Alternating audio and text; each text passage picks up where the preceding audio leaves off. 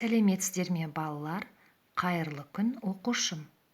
Қайырлы күн болсын.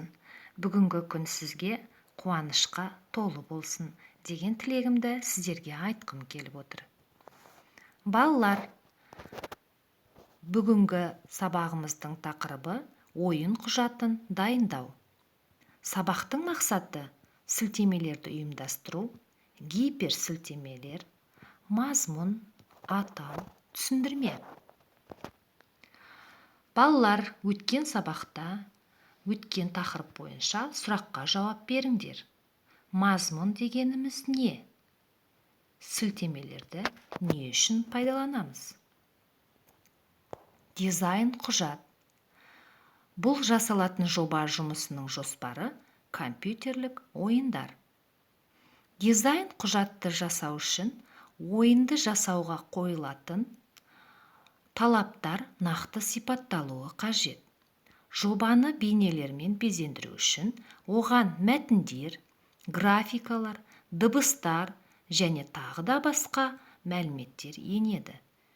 Дизайн құжаттың құрылымы әртүрлі болуы мүмкін. Балалар, дизайн құжаттарының құрылымы айта кетейін.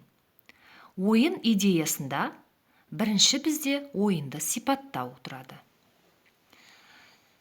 Ойынның ерекшеліктері болады. Ойынның ішіндегі кейіпкерлері, кейіпкерлердің бір-біріменен байланысы, интерфейсі, техникалық талаптар, қолданылатын материалға сілтемелер болуы керек. Осылай жасалған ойынның біз жобасын, дизайн құжат жобасын жасағаннан кейін оны қорғау қажет. Жобаны қорғау үшін ұсынылатын құрылым. Бірінші құрылым кіріспе.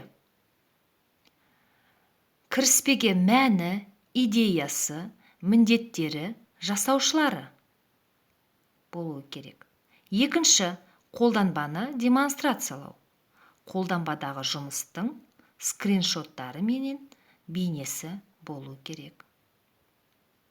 Үшінші, қолданбалы сипаттау, құрылымы, ерекшеліктері, ресурсты қамтамасыз ету. Ең соңғы бөлім бізде қорытынды. Жұмыс бойынша қорытындылау, түзетулер, жетілдіру. Осы 4 этаптан тұратын жобаны қорғау құрылымы. Балалар, сіздер жоба қорғаған кезде осы құрылымды ескерулеріңіз керек. Үй тапсырмасы. Ойынға дизайн құжатын безендірмеу мүмкін бе? Ойын құжаттарын безендіруге қойылатын қандай талаптар қосар едіңдер? Осы 2 сұраққа жауапты дәптерімізге жазамыз.